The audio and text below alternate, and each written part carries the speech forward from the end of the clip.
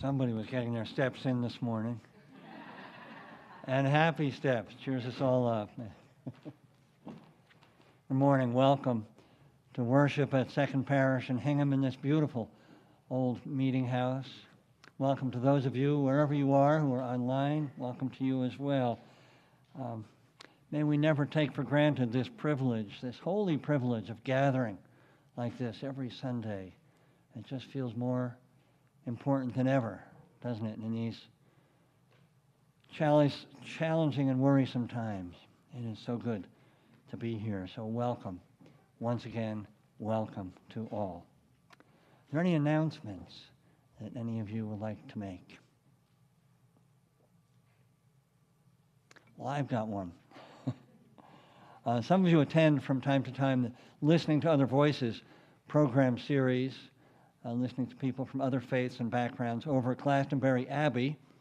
I'm the co-chair of the committee that puts it together. And this coming Thursday, our speaker will be Reverend Dr. William Schultz. Some of you may recall was president of the Unitarian Universalist Association quite a number of years ago. I spoke at my installation down the street. He was also served as executive director of Amnesty USA and president of the Unitarian Universalist Service Committee. His topic, 7:15 this Thursday, boy, it sure rings true. Despite cruelty, sustaining hope in a world that breaks our hearts. The program is free, even though when you register it looks like, well, donations are welcome, but it's free. And you can just show up if you don't register. I'll leave a bunch of flyers over here, right at the corner, if you're interested in more details. So now that you've had a chance to think about it, any announcements, any additional announcements? If not, then let our service continue.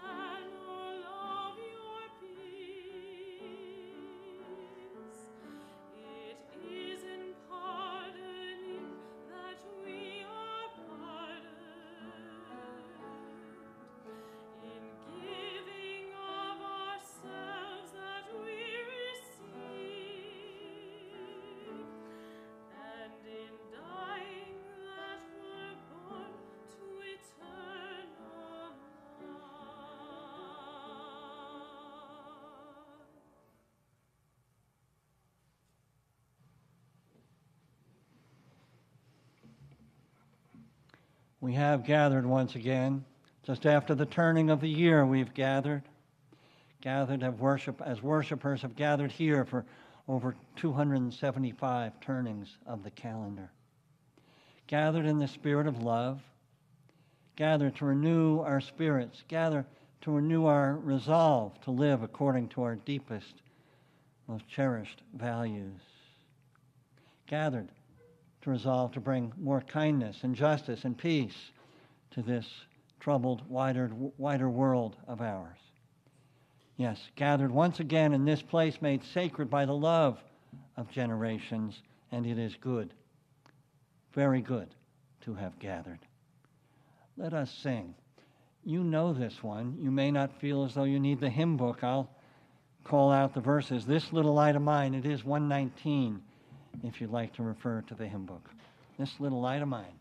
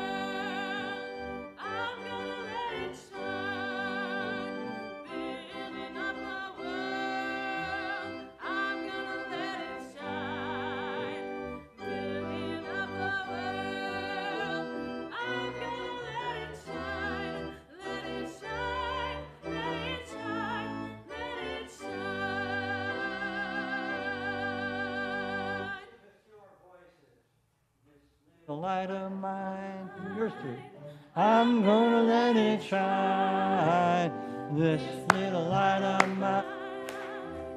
I'm gonna let it shine. This little light of mine. I'm gonna let it shine. Let it shine. Let it shine. Let it shine.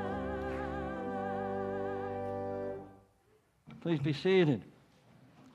Except for our chalice lighters, Liz and the kids, Alexis, if you want to join too, okay. There's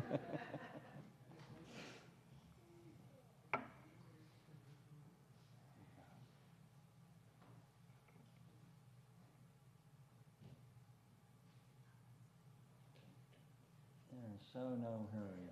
There we go.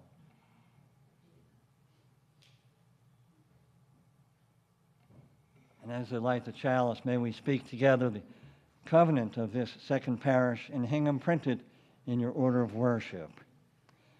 With love for each other and with respect for each person's search for truth and meaning, we unite to be of service to our neighbors and the larger world. With that, I invite the young people to come forward. Those of you who are here, you can stay where you are if you want, but come on up front, and you get a front row seat.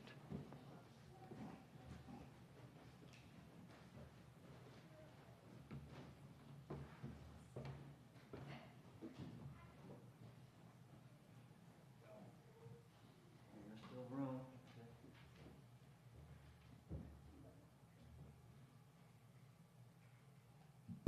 There we go. So first I'm going to sing a song. You don't have to learn it. The tune is simple. You might begin to hum if you want. Just a few lines. It's about peace. I'll be talking about peace today. Everybody in favor of peace, raise your hand. Here we go. It's unanimous. This is written, the words were written by Woody Guthrie. Some of those people back there remember who Woody Guthrie was. He wrote, "This land is your land." You might have sung that in your schools. He also left behind a lot of just poetry that he hadn't put to music. And other people, including his son Arlo, who is still very much around, put some of what Woody left to music. And one of the things was a brief poem, 2 verses, I'll just sing one, called My Peace. And see, we've all got peace that we can share. This is how it goes, if I can remember it. My peace is all I've got and all I've ever known.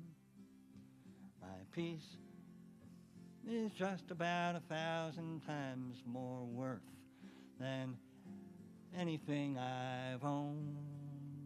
I share my peace around and about, across hands of every hue. That means color, all different kinds of hands. My peace is all I've got that I can give to you. My peace is all that I've got that I can give to you.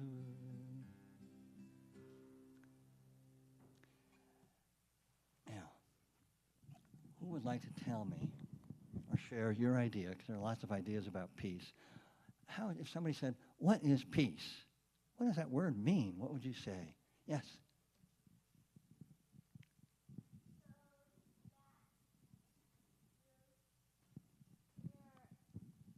Having peace and calm. Peace and calm, I like that. I saw some other hands, thank you. Who else? What is peace? If someone asks you, what is peace? Any ideas? Yes. The opposite of violence. Thank you, Molly. The opposite of violence. Yes, indeed. That is another way of understanding peace. Peace and calm, the opposite of violence. Now I'll ask you another question. There are lots of other things you can say about peace, but those 2 ideas really get it pretty well. How would you and me and all those other people back there, how could you, because the song said, was about sharing peace or bringing peace. How do you bring peace to other people or to the world? Yes. You be safe and kind to others. Oh, yeah, kind to others. What was the first word? Safe? Yeah, be safe and be kind to others. That's a peaceful thing to do. Any other ideas? How do you bring peace in the world? Do you sometimes see kids at school arguing with each other? Maybe you get into arguments sometimes. How do you bring peace then? How do you make peace happen? Any ideas? Yes, Molly. You break it up. Yeah, you break it up, and you try to do that as peacefully as you can. You might have to pull somebody aside gently. You break it up. You become a peacemaker. Yes.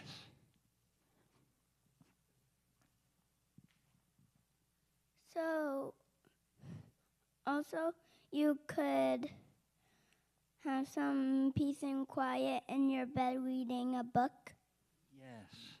So it helps to bring peace to the world and to other people, to bring peace to yourself, and you can have peace and quiet sitting in your bed reading a book. I like that. And then you might be able to be more peaceful with others. So there are so many ways, and that's, I think you're talking about resilience this month, right? And so to build peace in your heart, in your life, that's a way of becoming more resilient too, and bringing resilience to others. So I'll just sing that last line again. My peace is all I've got that I can give to you. If you can remember that, you can sing it. My peace is all I've got, is all I've got that I can give to you, that I can give to you. And we'll sing it one more time. My peace is all I've got that I can give to you. Oh, that's beautiful. Well, now we're going to sing, oh, funny thing, Go Now in Peace, because that's what we wish for you. Go now in peace, Mark.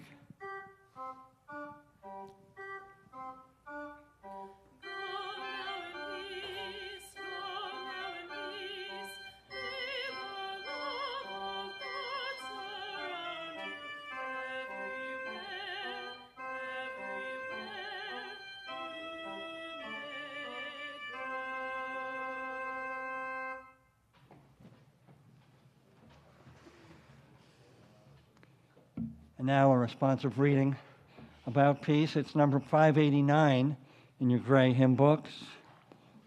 And Susan kindly will read the responses so that folks at home can hear as well. 589. And as you'll see at the bottom, these words come from pupils at a school. I'm not sure which Lincoln school where, but it could be lots of places.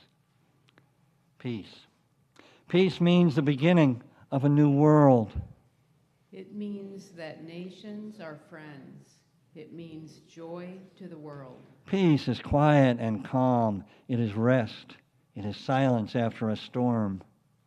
It is love and friendship. It is the world's dream of dreams. Peace brings comfort and happiness. It brings bread to the hungry. It brings prosperity to the nations. It means the strong respect the weak, the great respect the small, the many respect the few. It is like spring after winter. It brings sunshine into the world. It is like sweet music after harsh sounds. Do I hear amen? Thank you. Thank you. As we appreciate the solo, a familiar song that Mary will share with Mark, you're invited to write, if your spirit moves, a joy or a sorrow or a concern on one of the cards you'll find in your pew, and then we'll share them afterwards.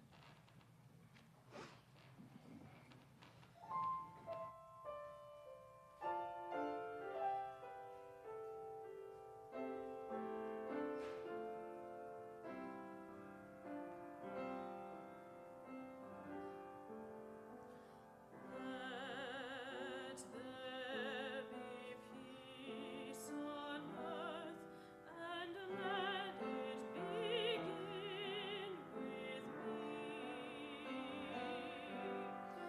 Let there be peace on earth, the peace that was meant to be. With God our Creator, we are family. Let us walk with each other in perfect harmony. Let peace begin with me. Let this be the moment now. With every step I take, let this be my solemn vow. To take each moment and live each moment in peace eternally.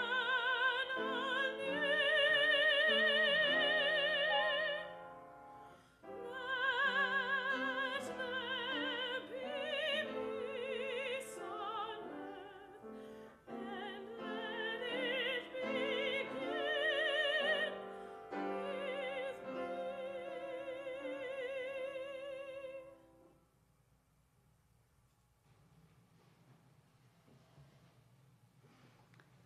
The ushers are prepared to pick up any joys, sorrows, concern that you've written down.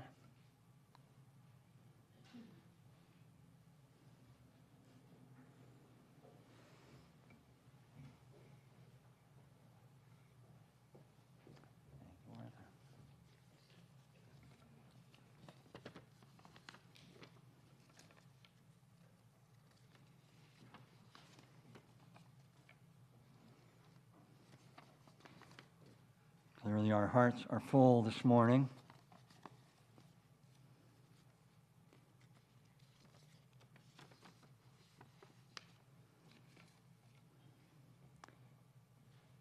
First, a concern for all of us as we hope for and work towards a world of fairness and peace for everyone. Renee Nicole Good, may her memory be a blessing, refused to be a part of this authoritarian regime. Now is the time. Now is the time for all to show their values.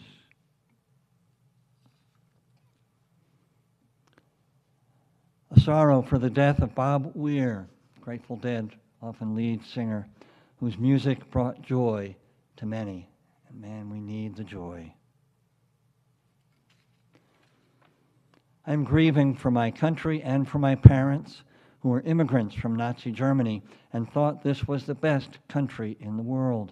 So very sad.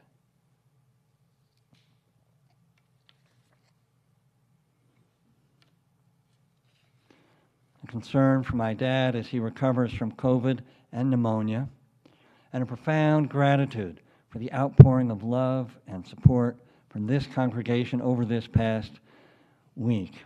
You've made it easier to walk this path. That, my friends, is the power of community, among much else. And finally this, candle of joy to be in the welcoming second parish community in the new year. And in parenthesis, go Pats. They have brought a lot of joy this fall, I know. Where are we? Oh yes, Spirit of Life. As we sing Spirit of Life, we'll hold all these.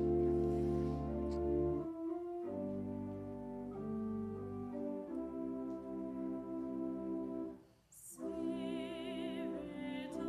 life, come unto me. Sing in my heart all the stirrings of compassion. Blow in the wind, rise in the sea. Move in the hand, giving life the shape of justice. Roots hold me close, wings set me free. Spirit of life, come to me,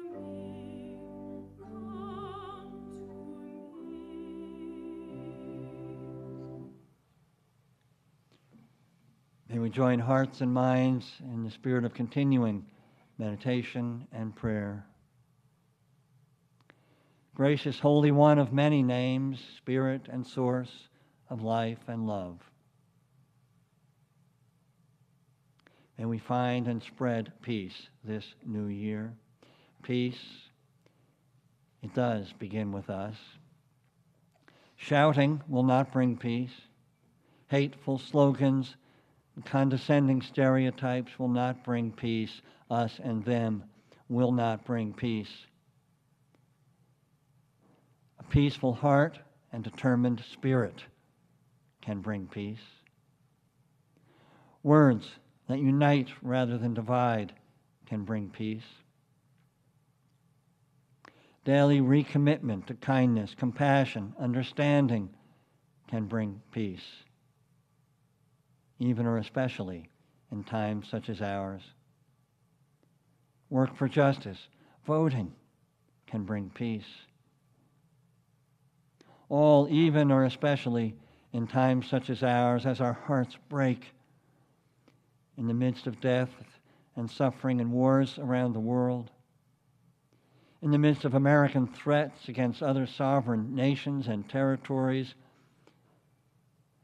in the midst of our mourning the death of Renee Good on the streets of Minneapolis and the fear of so many. Yes, peace begins with us. May it begin in each heart this day, once again, for each of us in loving, caring community. May we rediscover that place of peace within and among us, that center, that love, which can and must blossom in our community, our nation, and the world. Now may we enter the silence led by the bell. As we gather our prayers, the yearnings of our hearts, and meditations.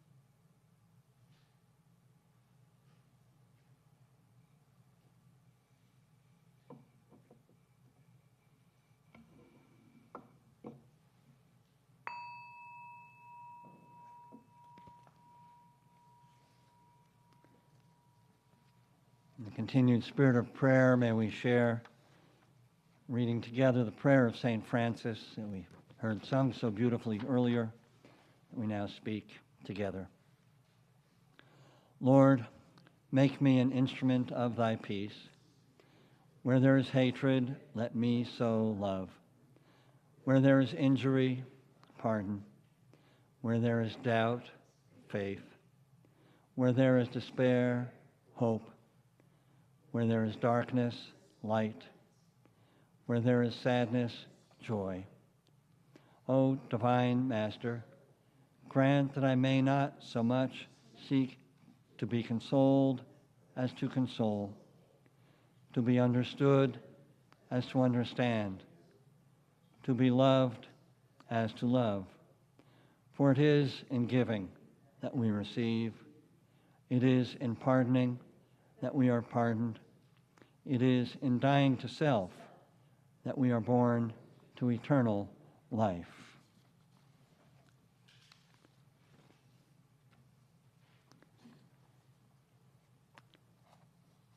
So this, I believe, is the second Sunday collection, yes? Am I doing the math right? And I remember reading what it's going for, but I don't think it's printed here. It is somewhere. Oh, there we go, to empower. Details are in the announcements in your program. Thank you. The mission to support, connect, and empower children and young adults up through age 24 who've experienced the death of a parent. Offers mentorship, events, no cost. The Empower community believes that no child should grieve alone. Their website is here. May we give as generously as we can as the hearts and wallets of this community reach out to help others as best we can. With this in mind and heart, our morning offering will be given and received. I light a candle to our love. In love our problems disappear. But all in all, we soon discover that one and one is all we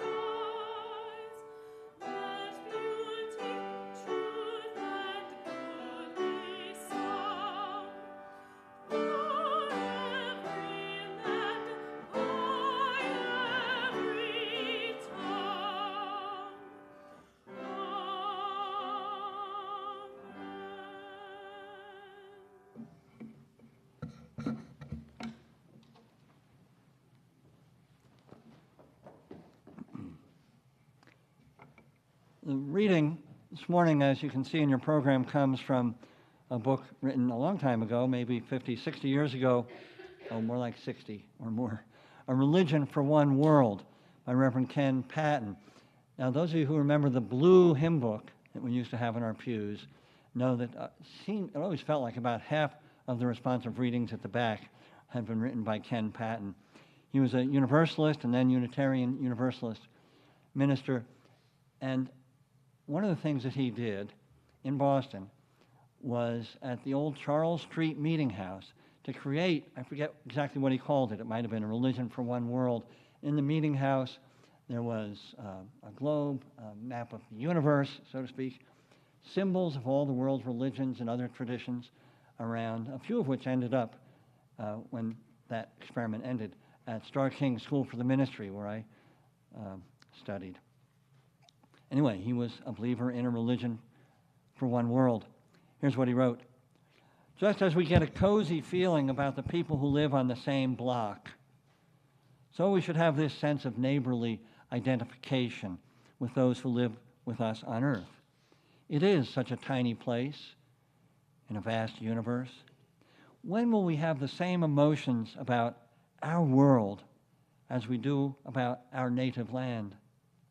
What can be any more our native land than the earth itself? What can be any more of our fatherland, our motherland?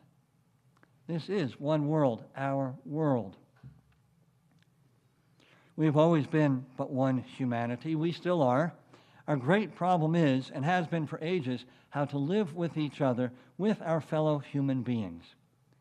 Religion in its core is what Jesus and Buddha and Lao Tzu and all the other sages have declared it to be, loving one another. How can we fail, he went on, knowing the human situation? Yet we know that we have failed and can fail again. He was writing in the 1950s, and here we are. We have no special guarantee against disaster, whether from the elements without or the human storms within. We can say the words, "This is one world, you are one humanity.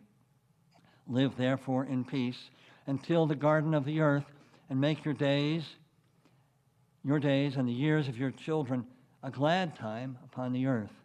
We can say it, but will they listen? Will they respond? Will they know? Will they?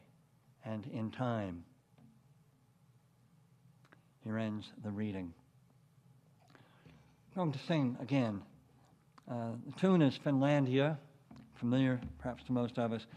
And there are two versions of it in our hymn book. One is number 159, "This Is My Song." It was one of my dad's favorite hymns and tunes. Number 159, "Embody Your..."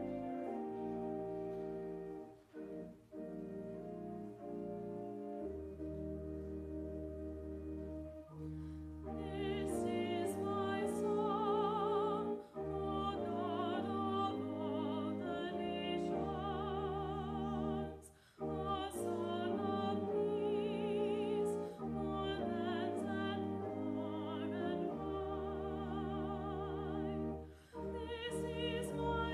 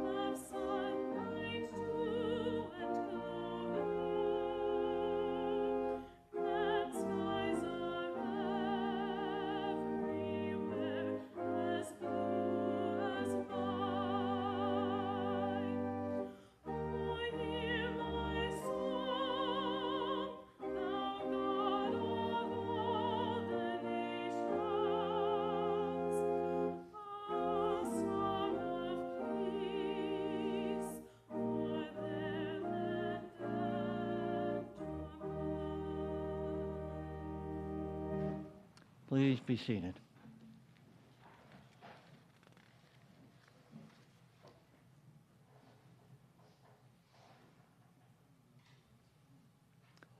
One of my favorite passages from the Bible, Pete Seeger took for words to his now iconic song, Turn, Turn, Turn. A passage from Ecclesiastes that includes, to everything there is a season and a time for every purpose under heaven. I love those verses. I love the song. But I'm moved to argue with the line as it's written in Ecclesiastes, a time of peace and a time of war. Must there be a time of war? Up to now, there always has been, but must it always be so? Pete probably wondered too, certainly hoped, since, as you may recall, he ended that particular line with his own few words. Time for peace. I swear it's not too late, he sang. Written in the 1960s, as you may know. Well, I certainly agree with that. It's not too late. Still, we ask, will there always be war? Is it simply built into our genetic makeup, the belligerence in the human heart and life, necessary sometimes fearing for our lives with wild animals and in earlier times, others that we didn't feel we could trust, competition for scarce resources, conflicting ideologies, differences in culture and religion, hunger for power and control these days, including over oil, an outdated source of energy. Indeed, is war just part of our human part of who we are as human beings, that even the great religions have again and again been used to justify war. Case can be made, certainly. Or can we harness our baser instincts, if you will, our baser impulses, through some combination of not yet fully realized political arrangements and moral, spiritual attainments? After all, Christianity, which cursed humanity with the Crusades and a variety of other atrocities, also gave us the sublime teachings of peace from Jesus, also gave us St. Francis, like that prayer, Mother Teresa, Dr. Martin Luther King, so many other prophets and heroes of the ages. And just as Islam continues to curse humanity with, in the name of Islam, suicide bombers and so on, also blessed humanity with Rumi and other sacred poets of the Sufi tradition, mystics, with great cultural achievements, beautiful architecture, and more, including this verse from the Quran itself. O humankind, we made you into nations and tribes, that you may know and deal with each other in kindness, not that you may despise each other. There are similar complex examples from other religious traditions. And further, we do have tools of peace, spiritual, moral, and political. Indeed, we've seen one after another successful use of nonviolent means to change regimes, to change human rights, and so on, from Gandhi to Martin Luther King and the Civil Rights Movement, and so many other examples just of the last century. So I would choose, at the very least, the possibility of creating peace, even perpetual peace, why not, through some combination of political arrangements and moral, spiritual attainments. The checks and balances of democracy and law, international law and treaties, yoked to wisdom and love, may be possible. And why not embrace the possibility? Even now?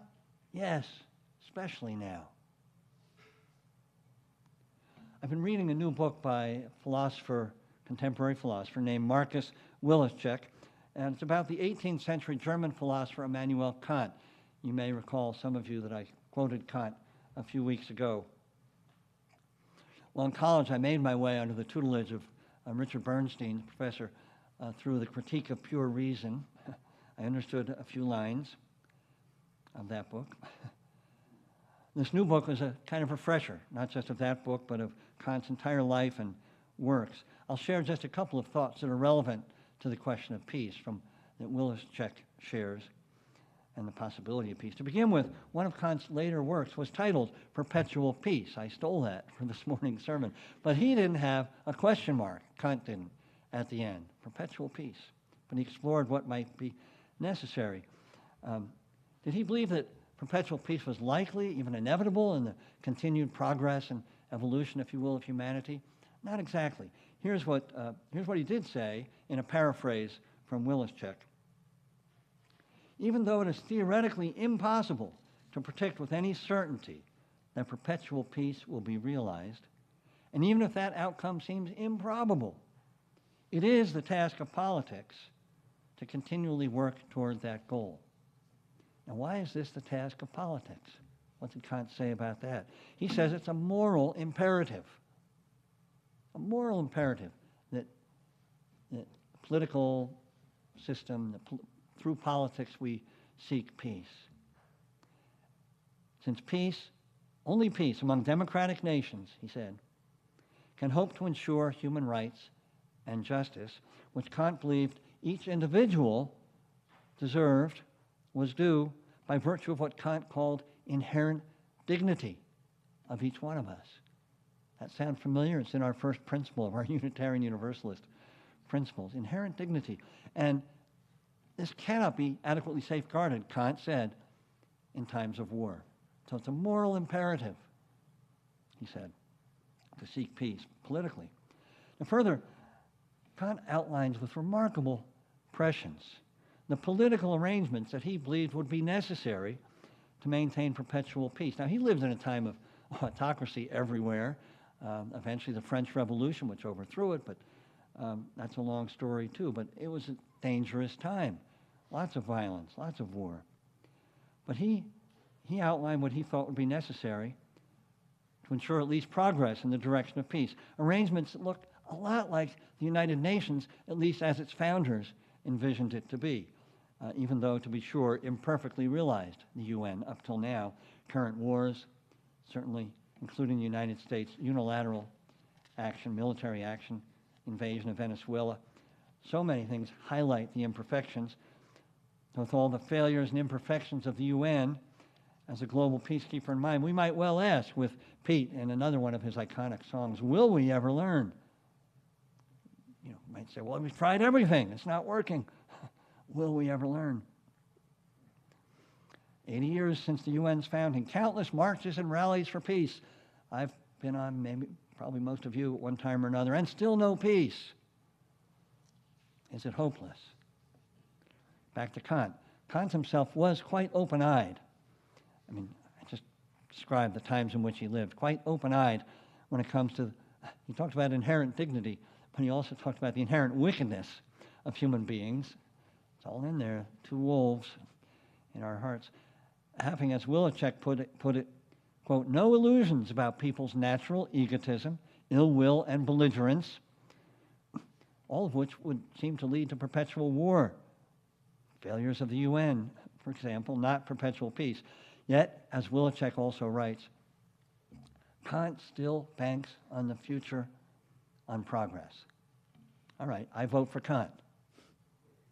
Banking on the future. Why not? Indeed, Kant would say it would be immoral to give up simply in the face of what seem to be the poor odds of success. These days, whether it comes to peace, human rights, climate degradation, and life-sustaining atmosphere, saving our democracy, we mustn't give up. Joyce Vance, and lawyer Joyce Vance, in a recent book was titled, Giving Up is Unforgivable. And we mustn't give up just because these goals are daunting, may seem impossible. After all, simply from a practical perspective, who really knows? We must not give up. All is never lost. Now, if you've been reacquainting yourself with the American Revolution, perhaps through Ken Burns' series or otherwise, you've likely been reminded that the Patriots' cause, throughout most of the Revolution, seemed quite hopeless to any objective observer. It's not going to work. Seemed very hopeless until it wasn't. Because they kept at it. because they kept at it. From Washington down to the humblest soldiers, some of whom they had things to do at home, but so many stuck with it or returned. And all those women and men who were helping the cause in one way or another. They kept going, regardless of the apparent odds. Washington lost battle after battle at the outset. They kept on. In this regard, another key assertion in Kant's moral philosophy is that we are to do what's right, in whatever context, personal or political, not because we're down to our personal benefit or because we're assured of success, but why? You can finish that sentence for me. Because it's the right thing to do, the moral imperative, as we understand it. We know this. We teach our kids this, after all.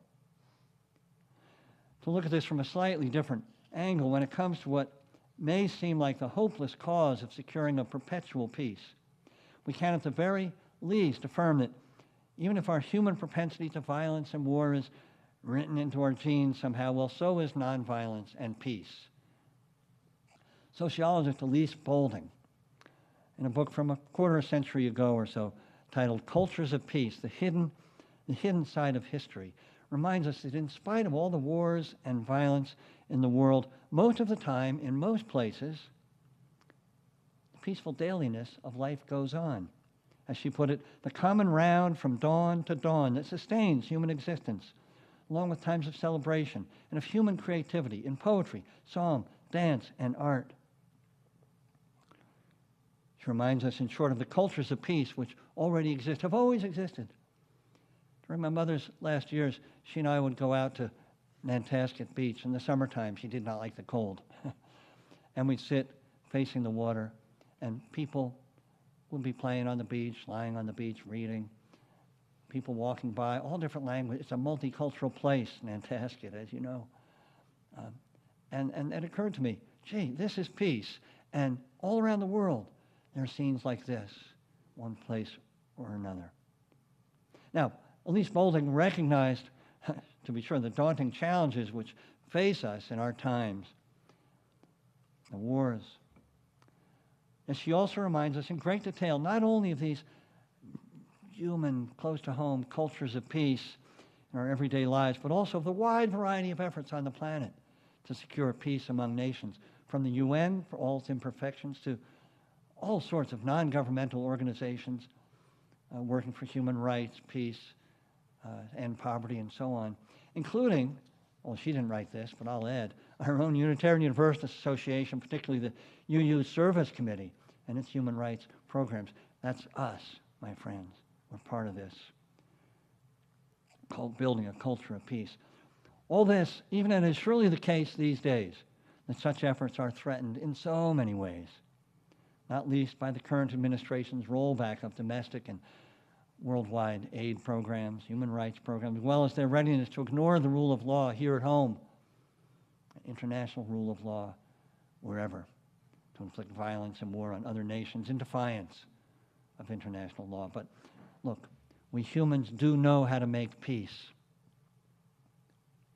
in our lives, in the wider world. It's been done. It can be done again and again. We simply need to expand the cultures of peace that have always existed, that exist now, to keep at it, which is both a political and moral and a spiritual task. For it's about remembering who we are, going back to the Ken Patton reading, who we've always been. As Ken Patton said, one humanity, one world, sharing this world with all creatures, great and small. So with all this in mind and heart, we each do have a part to play. It sounds like a trite thing to say, oh, peace begins with us. Well, it does. Can't end there, but that's where it begins and then blossoms into our work in community, our activism, our voting, and so on and so forth. It's how we want to choose to live, isn't it? However unlikely the goal of perpetual peace might seem, how about if every day we woke up and asked ourselves, once we've really woken up, what can I do today to bring more peace into my life, into the community, into the world? Wouldn't it be wonderful if more of our leaders if that was one of their first thoughts upon waking. To choose to live like this, discovering and sharing the perpetual peace, it's always in our hearts, sometimes buried, but always there, always among us.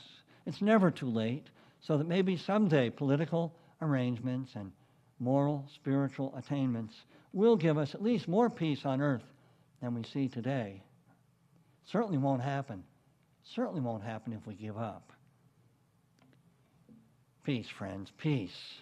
So may it be. Blessed be.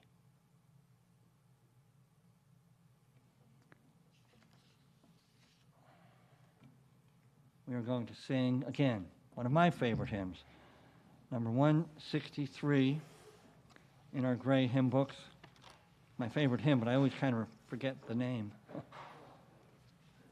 For the earth forever turning, number 163, and we rise in body or spirit.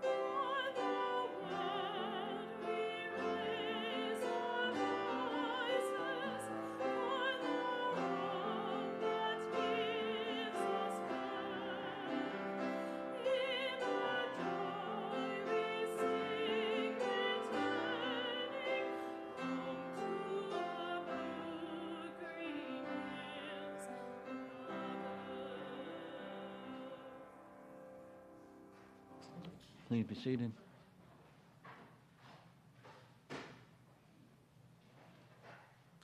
May we go forth centered in the peace that does rest within our hearts in whatever measure. May we go forth with a kind word ready to be spoken on our lips. May we go forth in the spirit of love, blessing the world with our lives, with our love, knowing that we are one human family, one life, one world. Blessed be, so may it be.